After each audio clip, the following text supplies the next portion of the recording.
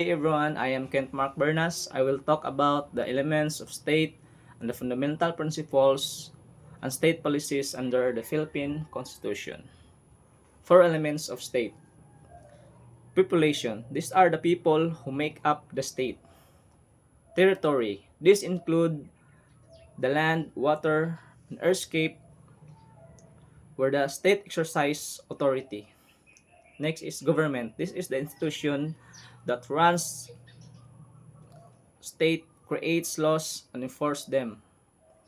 Sovereignty. This means the supreme authority of the state to govern itself without interference from other countries. Principle and state policies. Five important principles and policies from Article 2 of the 1987 Philippine Constitution. First, democratic and republican state. This means the people choose their leaders through election. Munang kita kanang kinahanglan nato nga mag-choose gyud ta unsay maayo nga leader para sa tuang nasod. So, kadua, separation of church and the state. The government and religion institution must not interfere with each other affairs. So, ang gobyerno gyud kanang dili sila magbuot kung unsa atong mga religion kay kita mo gyud magbuot sa atong religion. So for three, renunciation of war.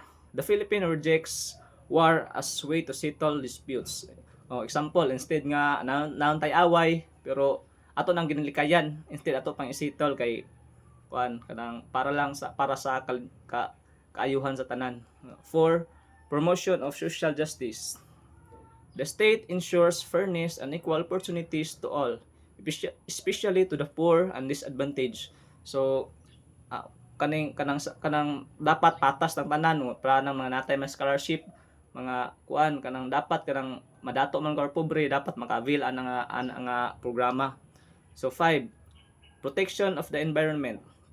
The state must safeguard natural resources for present and future generation.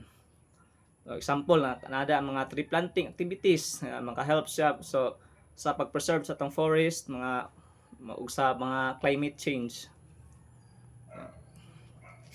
These elements and policies define and guide our nations, identify values and goals. They reminds us for our role as a citizen in building better Philippines. Thank you.